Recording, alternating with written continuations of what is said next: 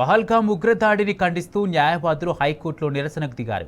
జాతీయ పతాకంతో ర్యాలీ చేపట్టారు. టెర్రరిస్టులు అమాయకుల ప్రాణాలు బలి తీసుకోవడంపై అడ్వకేట్లు ఆగ్రహం వ్యక్తం చేశారు. ముష్కర మూకలకు తగిన శాస్తి చేయాలన్నారు. ఉగ్రవాదాన్ని దేశం నుంచి పారద్రోలాల్సిన అవసరం ఉందన్నారు లాయర్లు.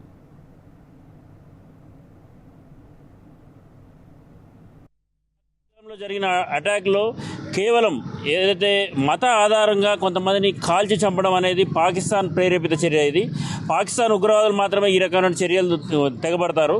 దీన్ని ఏదైతే పాకిస్తాన్ దీనికి ఉగ్రవాదాన్ని ప్రేరేపించిందో దీన్ని పాకిస్తాన్ని ప్రపంచ పటంలో లేకుండా చేయాలని మేము భారత ప్రభుత్వాన్ని కోరుతా ఉన్నాం. గతంలో భారతదేశంలో అనేక రకాల టెర్రరిస్ట్ చర్యల వెనుక కూడా పాకిస్తాన్ ఉన్నది. ముంబై అటాక్సే కానీ ముంబై బాంబ్ బ్లాస్ట్లే కానీ ఏ చర్య అయినప్పుడు కూడా భారతదేశంలో జరుగుతున్న ఉగ్రవాద చర్యలన్నిటికీ కూడా కారణం పాకిస్తాన్. आज जो भी हुआ है कश्मीर में, ये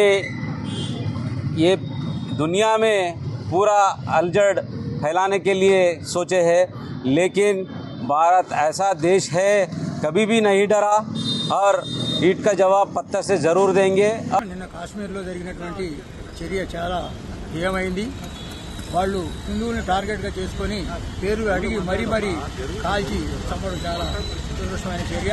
ఇలాంటి చర్యలు ముందు జరగకుండా మన రాష్ట్ర ప్రభుత్వాలు, కేంద్ర ప్రభుత్వాలే కాకుండా మోడీ గారు దీని మీద చర్య తీసుకొని ప్రపంచ పటంలో అసలు పాకిస్తాన్ టెర్రరిజం అనేటువంటిది లేకుండా చేయాలని కోరుకుంటూ, ఎందుకు ఇలా జరుగుతుంది, ఎందుకోసం ఇలా చేస్తున్నారు, ఎవరు చేస్తున్నారు, దీని వెనక ఎవరున్నారు అని చెప్పేసి ఖచ్చితంగా నిఘా వర్గాలు తేల్చాలి.